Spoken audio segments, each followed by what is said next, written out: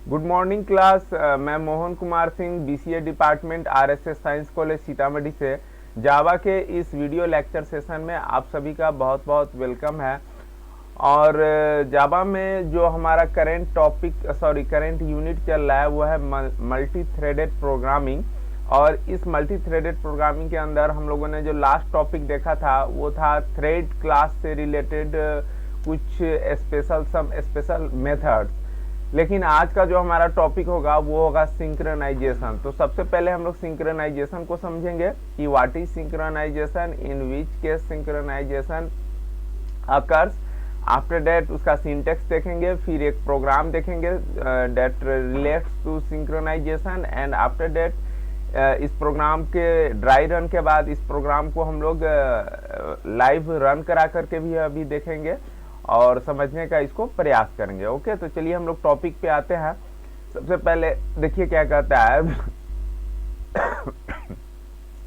We know that threads that use their own data methods provide inside run methods. देखिए हम लोग पहले से जानते हैं कि थ्रेड्स जो है किस चीज के ऊपर वर्क करता है, तो अपने डाटा और मेथड्स के ऊपर वर्क करता है, और वो डाटा वो रिकॉर्ड जो इसके रन मेथड में प्रोवाइड होता है। यानी थ्रेड्स का मतलब कि थ्रेड क्लास का रन मेथड, और रन मेथड के अंदर आप जो कुछ भी करेंगे, जो कुछ भी देंगे वो थ्रेड्स के अंदर आएगा।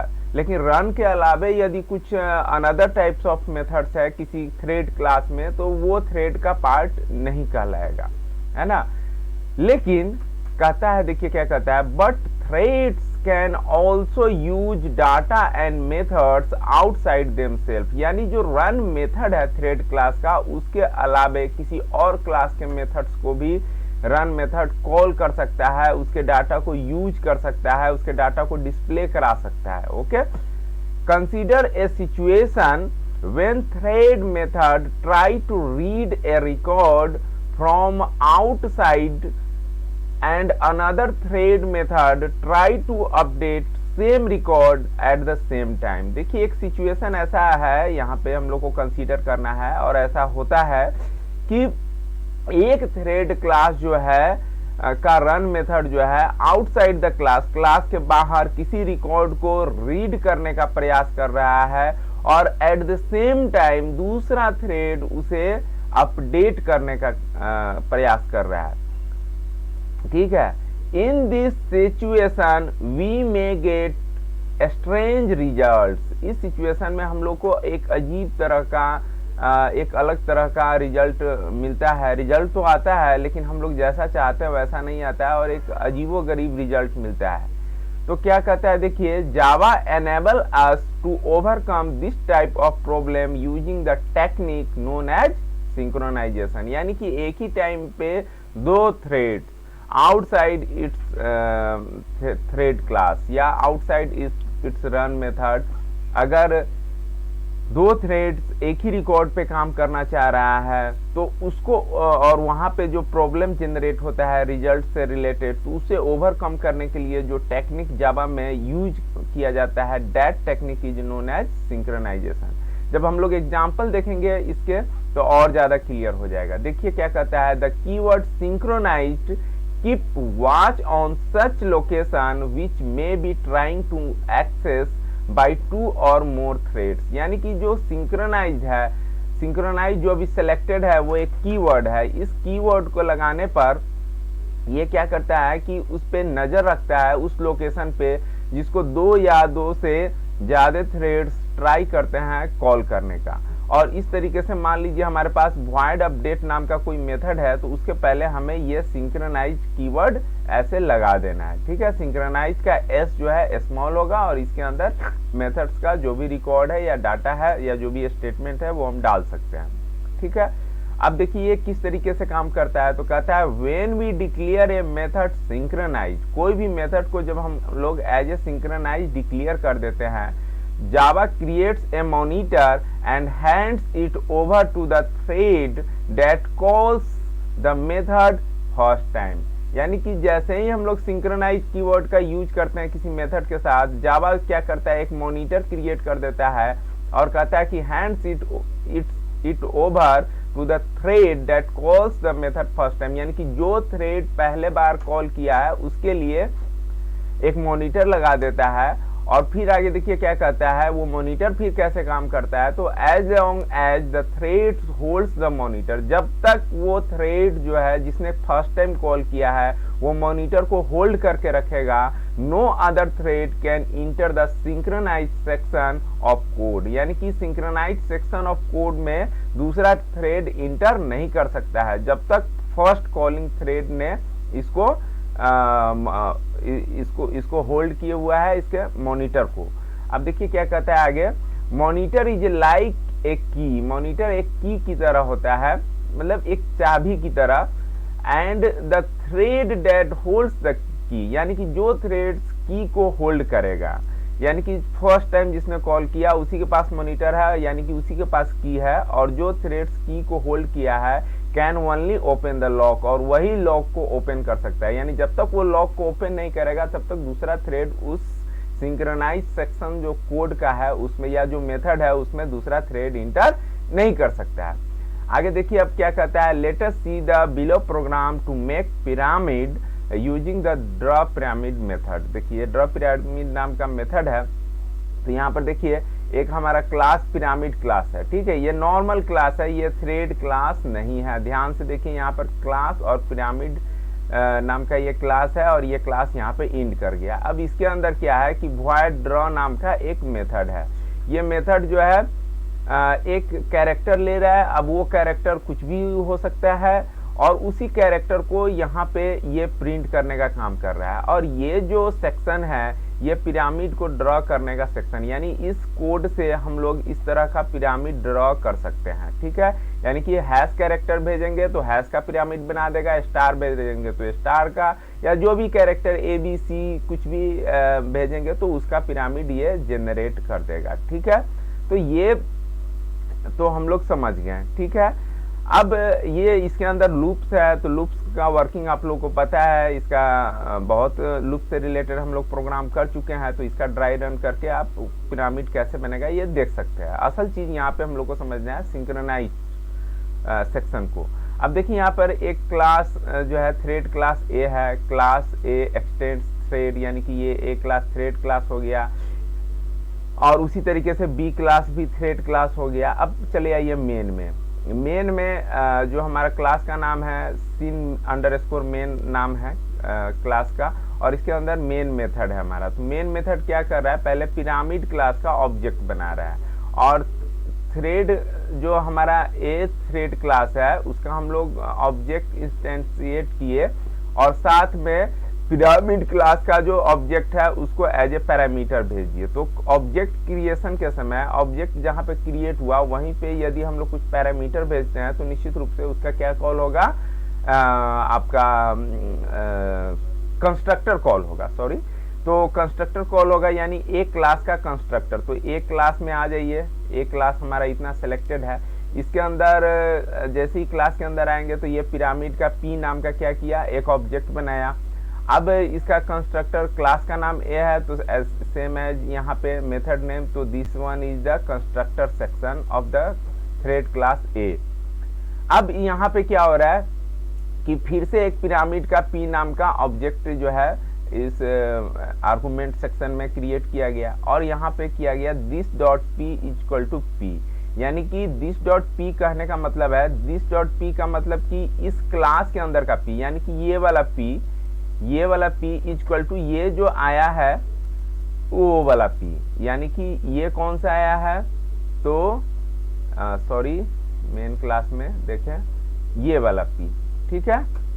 और उसके बाद ये वापस इधर चला आएगा, मेन में चला आएगा कंस्ट्रक्टर कॉल होने के बाद। कंस्ट्रक्टर कॉल होने के बाद फिर बी क्लास के साथ सेम चीज होगा, और यहाँ पे भी बी क्लास के साथ ही वही चीज हो रहा है जो थ्रेड क्लास ए के साथ हो रहा है, ठीक है। अब उसके बाद क्या करना है, थ्रेड ए के स्टार्ट मेथड को और बी के स्टार्ट मेथड को दोनों को कॉल कर देते हैं, तो दोनों का रन जो है रनेबल स्टेट में चला आता है। रन मेथड जो है यानी थ्रेड जो है रनेबल स्टेप में चला आएगा, और रनेबल स्टेट में आने के बाद दोनों ही सेम काम कर रहा है, यानी पी जो ये जो ऑब्जेक्ट बना, इस ऑब्जेक्ट से ड्रॉप पिरामिड मेथड को कॉल कर रहा है और ये भी ड्रॉप पिरामिड मेथड को ही कॉल कर रहा है, यानी पिरामिड क्लास के ड्रॉप पिरामिड को। ये हैश का करना चाह रहा है बी क्लास, और ए क्लास जो है स्टार का पिरामिड बनाना चाह रहा है, ठीक है। और यहाँ पर जो ये स्टार लेकर के आया, ड्रॉप पिरामिड को कॉल किया गया, तो ड्रॉप पिरामिड में ये रहा drop pyramid method pyramid class का। तो ये सी एच का वैल्यू जो स्टार या हैश है वो इस सी एच में चला जाएगा और इस सी एच के लिए ये ड्रॉ कर देगा, ठीक है। अब इसको हम लोग क्या करते हैं, देखिए रन करवाते हैं। तो रन करवाने के लिए मैं चलता हूँ जी ड्राइव में। जी ड्राइव में हमारा देखिए ये सेम कोड है, नोटपैड में बना हुआ है प्रोग्राम, इसको हम लोग रन कराएंगे। देखिए यहाँ पे मेन को देख लीजिए, सेम चीज है कि ये प्रोब नाम का जो ऑब्जेक्ट बना वो एज ए आर्गुमेंट भेजा जा रहा है, और क्लास ए का थ्रेड क्लास को देख लीजिए, यहाँ पे भी क्या है, तो कंस्ट्रक्टर है, और ये रन मेथड ड्रॉप पिरामिड को कॉल कर रहा है। बी के साथ भी सेम कंडीशन है, और ये यहाँ पे देखिए जो सी एच वैल्यू लेकर के आ रहा है उसी का ये यहाँ पे पिरामिड ड्रॉ करने का काम कर रहा है, यहाँ पे जो अभी सिलेक्टेड है, ठीक है।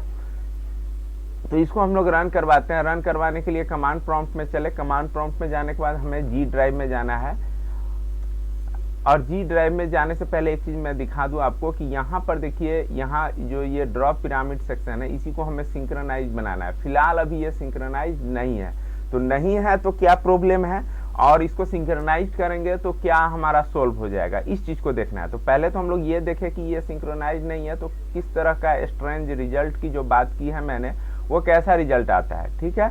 तो इसके लिए अब जावा सी कंपाइलर नेम और प्रोग्राम का नाम है हमारा syn_main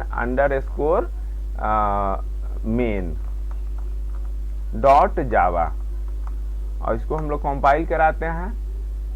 अभी कंपाइलेशन हो रहा है, ये पहले से भी कंपाइल किया हुआ है, वापस से मैं इसको कंपाइल करा रहा हूँ। कंपाइल होने के बाद ये सब क्लासेस बन के आ जाएंगे, और जब ये क्लासेस बन के आ गए तो इसको अब रन करा लेता हूँ। कंपाइल हो गया तो उसके लिए केवल जावा और syn_main, और देखिए क्या हमारा रिजल्ट आता है। अभी ये रिजल्ट जो दे रहा है वो सेम टू सेम दे रहा है। दोबारा से मैं इसको रन कराता हूँ, देखिए इस बार कुछ अलग तरीके का रिजल्ट आ गया, ठीक है। फिर से मैं रन कराता हूँ, फिर सही रिजल्ट दे रहा है, फिर से रन कराता हूँ, फिर सही रिजल्ट दे रहा है, फिर से रन कराता हूँ, सही दे रहा है। देखिए इस बार फिर कुछ अलग तरह का आ गया। तो ये अलग तरह का जो आ रहा है वो नहीं आना चाहिए। हर बार मैं रन कराऊं तो ये जो दिया है ऐसा दे रहा है, तो ऐसा आना चाहिए। जो जहां पे भी कर्सर है ध्यान से देखिए, ऐसा हर बार आना चाहिए। लेकिन टोटल 1 2 3 4 और 5 और 6 टाइम मैंने रन कराया। 6 टाइम में एक बार और यहाँ पे देखिए 2 बार, ये अजीब तरह का रिजल्ट दिया है जो कि ऐसा नहीं होना चाहिए। तो बाकी 4 बार ये सही दिया। तो क्यों सही दिया, क्योंकि एक इसलिए सही दिया क्योंकि जो ये थ्रेड क्लास है वो सिक्वेंशियली काम किया 4 बार, लेकिन 2 बार सिक्वेंशियली काम नहीं किया। वो कभी स्टार का मतलब थ्रेड क्लास ए है और हैश का मतलब थ्रेड क्लास बी है, यानी थ्रेड क्लास ए वर्क किया, फिर उस मेथड पे थ्रेड क्लास बी काम कर लिया, फिर यहाँ पर ए बी काम किया, फिर यहाँ पे भी वही हो रहा है बी काम किया, फिर उस तरीके से है। तो ये नहीं होना चाहिए। तो इसके लिए इसे ओवरकम करने के लिए हम क्या करते हैं कि एक कीवर्ड जो हमारा यहाँ पे है सिंक्रोनाइज्ड, उस कीवर्ड को हम यहाँ पे यूज करेंगे। ये देखिए ये वाला कीवर्ड, तो इसको मैं यहाँ से कॉपी कर लेता हूँ और कॉपी करके यहाँ पे डाल देता हूँ, और डालने के बाद इसको मैं सेव कर दूँ, और सेव करने के बाद इसको दोबारा से अब हमें कंपाइल कराना होगा, क्योंकि हमने कोड में चेंज किया है और कोड में हमने ड्रॉप पिरामिड मेथड को एज ए सिंक्रोनाइज सेक्शन के रूप में डिक्लेयर किया है। अब मैं रन कराता हूं तो देखिए क्या आता है। अब जितने दफा मैं रन कराऊंगा एक बार भी जो अलग तरह का जो रिजल्ट आता था वो नहीं आएगा। देखिए मैं कंटिन्यूअसली इसे रन कराते जा रहा हूं और हर बार ये एक ही जैसा रिजल्ट हमें चाहिए वैसा ही रिजल्ट देते जा रहा है। तो अब ये क्लियर हो गया कि सिंक्रोनाइज कीवर्ड लगाने के बाद जो अलग तरह का रिजल्ट देता था वो नहीं दे रहा है। ठीक है, कई बार मैं रन करवा चुका हूँ, ऊपर से नीचे आप लोग देख सकते हैं, और कभी भी ये गलत रिजल्ट नहीं दे रहा है। ठीक है, तो ये वर्क कैसे किया ये तो हम लोगों ने अभी ऊपर डिस्कसिंग किया कि जैसे ही सिंक्रोनाइज हम लोगों ने लगा दिया, देखिए यहाँ पे यही मेथड है ऊपर वाला जो ग्रीन कलर में सिलेक्टेड है मेथड, इसी मेथड को मैंने यहाँ पे सिंक्रोनाइज नहीं लगा हुआ है, और लेकिन यहाँ पर देखिए नीचे में सिंक्रोनाइज लगा हुआ है। तो सिंक्रोनाइज लगाने के बाद क्या हुआ कि जैसे ही थ्रेड क्लास ए आया इस पे काम करने, तो जब तक एक क्लास अपना पिरामिड ड्रॉ नहीं कर लिया तब तक एक क्लास इस कोड ऑफ सेक्शन को, इस मेथड को लॉक यहाँ से हटा नहीं रहा है, और थ्रेड बी जो है चाह कर भी वहां पे नहीं आ पा रहा है, और वहां पे अपना हैश वाला पिरामिड नहीं ड्रॉ कर पा रहा है। और जैसे ही ये पूरा मेथड का वर्क हो जाता है तो थ्रेड क्लास ए जो है यहाँ से लॉक हटा लेता है, और फिर थ्रेड बी क्लास इंटर करता है, थ्रेड बी क्लास भी अपना लॉक लगा लेता है। ठीक है, और फाइनली दोनों तरह के पिरामिड जो है ड्रॉ हो जाते हैं। देखिए यहाँ पे लास्ट यह प्रोग्राम का डिस्क्रिप्शन कर रहा है, in the above program we can see the output, हम लोग इस आउटपुट को देख सकते हैं। The output get distorted when there is a lack of synchronization between two threads accessing the same method at the same time। ठीक है, यहाँ पर जो है सिंक्रोनाइजेशन का दोनों थ्रेड्स के बीच में जो है उसकी कमी है, जिसके कारण इस तरह का आउटपुट्स आ रहा है। Now problem can be overcome using synchronized keyword to the draw pyramid method है। जो ड्रॉ पिरामिड मेथड है उसके पहले हम लोग सिंक्रोनाइज्ड कीवर्ड को यूज कर लेंगे, तो ये जो प्रॉब्लम जो है वो दूर हो जाएगा, and hence the output will be as, और इस तरीके से वो आउटपुट ऐसा हमें शो करेगा। तो ठीक है, मैं अब इसी के साथ मैं अपना वीडियो एंड कर रहा हूँ। मैं उम्मीद करता हूँ कि आपको जो ये सिंक्रोनाइज्ड का जो कंसेप्ट है सिंक्रोनाइजेशन का, या सिंक्रोनाइज्ड कीवर्ड कैसे यूज करना है, बहुत अच्छी तरीके से समझ गया होइएगा। आपने मेरा वीडियो देखा, इसके लिए बहुत बहुत धन्यवाद।